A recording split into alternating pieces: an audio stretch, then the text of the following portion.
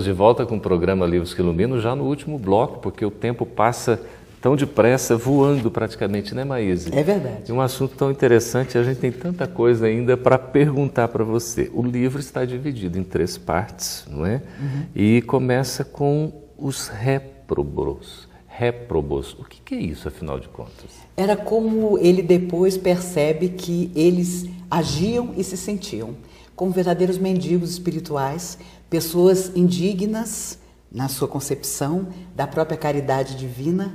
E o interessante é que nessa parte, de vez em quando, aparecia ouvia-se uma sirene e ambulâncias, que mais tarde ele percebeu, eram carros do Hospital Maria de Nazaré, adentravam aquela região de sombra absoluta e os nomes iam sendo chamados. E ele percebeu que no dia que o nome dele fosse enunciado, ele seria socorrido, retirado dali. E era interessante que havia, claro, para você sair dali, você tem que retirar de si mesmo toda a energia da qual você se alimentou para estar ali por muito tempo, inclusive a partir do instante do suicídio.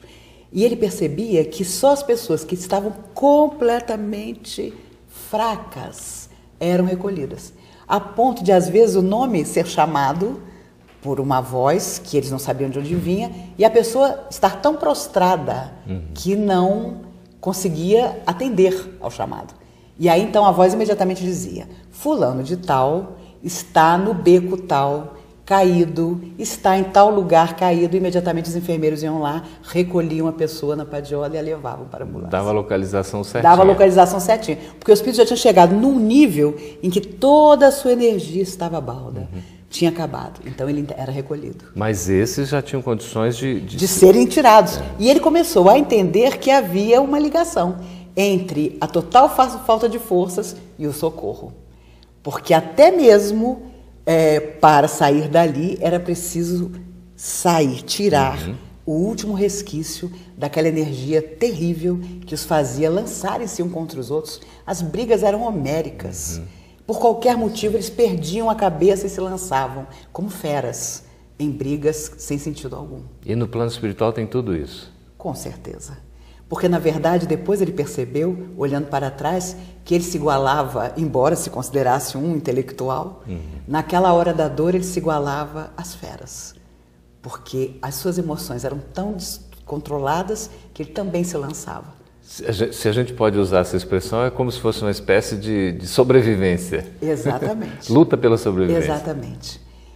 Imaginar que é água pura e ao lançar-se para beber havia apenas lama e muitas vezes saía correndo. Ele mesmo narra. Ele saía correndo em busca de uma saída e quando ele percebia, exausto após correr, voltava ao lugar de origem. Era um looping ali, estava Exatamente, porque no fundo o aprisionamento era interior, não é? Era da sua própria consciência, era do seu coração. Então ele convivia com 4 amigos, se detestavam, mas estavam sempre unidos. E permanecem unidos por longo tempo, também no Hospital Maria de Nazaré. Há uma coisa que ele narra nesse momento interessantíssima, o cacuete que o suicida passa a ter, perispiritualmente. Ele havia dado um tiro no ouvido. O tempo todo trazia a mão para o ouvido, porque o filete de sangue, embora o corpo tivesse ficado enterrado há tanto tempo, ainda descia. O amigo que se matara enforcado sentava-se sobre as próprias mãos no Hospital Maria de Nazaré. E eles combinaram que para assistir às palestras dos amigos mentores, eles todos sentavam-se sobre as próprias mãos. E quando um deles ameaçava tirar a mão de sobre a perna para de novo lançar-se ao cacuete do suicídio, um controlava o outro. Mínimas coisas que nós passamos a repetir no mundo espiritual. Porque o último gesto, o último instante antes do suicídio é o da sobrevivência. Nosso corpo precisa ficar. Então o último gesto é sempre de tentar tirar a corda do pescoço, tentar evitar o tiro, mas aquilo permanece, fica tão gravado em nossa mente que eles controlavam uns aos outros, lançando-se ao sentar-se sobre as próprias mãos. Mas por que esse assunto suicídio ainda não chama tanta atenção? Porque, no fundo, houve época, há muito tempo, felizmente, em que suicídio era uma honra. Em que, dependendo do que acontecesse, você tinha orgulho em matar-se. Isso era a suprema vitória para a alma que porventura estava contrariada ou não aceitava a vida em torno de si. E ela ainda é aparentemente atraente. Algumas culturas ainda têm isso, né? Tem isso muito, e consideram isso quase uma bravura. Entretanto, os espíritos não por acaso retornam de todas as formas para dizer: sustai esse ato. No momento final sempre existe a solução para o drama mais terrível. E nós temos a atração de achar que terminará o sofrimento, terminarão as angústias, terminará qualquer dificuldade que tenhamos, quando na verdade ela vai se desdobrar em processos ainda mais dolorosos. Lembro-me do Céu e Inferno, naquela segunda parte, né, quando fala dos testemunhos, e no capítulo sobre o suicídio, a mãe, que por amor, era um amor ainda de muito apego, né, ela não se conforma com a partida do filho, o filho ainda jovem, acaba, né, desencarnando por uma enfermidade, e ela queria acompanhá-lo, então acaba se suicidando. Eles são até os corpos, né, enterrados próximos, só que cria-se um abismo lá no plano espiritual, né? E ele diz, ele dando a comunicação do espírito do rapaz, dizendo que, olha, né, não obstante o amor que minha mãe sentia, né, não podemos estar aqui juntos, porque ela guardava a boa intenção no coração, mas a sua ação foi equivocada. Exatamente. E você percebe no Memória Suicida em que um dos amigos dele recorda-se como uma faca no peito a mãe que ele havia deixado. A mãe, ele era tuberculoso, não aceitou a doença e mata-se. Mas a mãe idosa ficara sozinha. Mas ela mesmo o incentivara a nunca aceitar o sofrimento, porque Deus não existia. Então ele tem um misto de desejo de revê-la, de remorso, porque a deixara só com seu gesto de suicídio, mas ao mesmo tempo ela me ensinou que Deus não existia e que me cabia sim não vencer a doença com fé, mas matar-me, para não deixar que a tuberculose avançasse sobre o meu organismo. Então veja a contradição de sentimentos, né? Que é o verdadeiro inferno. Exato. Nada mais do que isso. Um conflito íntimo, não é? Exatamente. Mas e há sempre alternativa? Sempre há. Basta, dizem os espíritos, olhar para os lados. É um livro amigo que nos chega inesperadamente, é um companheiro que encontramos e que nos pode ouvir, é a noite que fazemos uma oração e durante as horas do sono somos levados sempre ao mundo espiritual para dizer: acorda novamente e você vai poder recomeçar.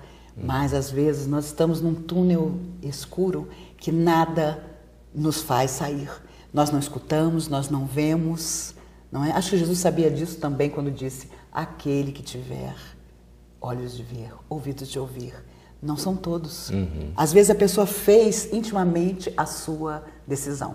E as pessoas têm muita a errônea situação de pensar: nossa, fulano vive dizendo que vai se matar, um dia ele se mata.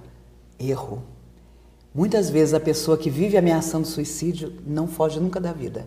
E o outro, o silencioso, aquele que não emite suas opiniões, aquele que não olha em nossos olhos, aquele por quem não nos interessamos em perguntar o que vai no coração dele, nos traz a surpresa desagradável. Aí, mas o apoio familiar, de amigos, da casa espírita é fundamental. E você imagine o que é o suicídio para quem fica.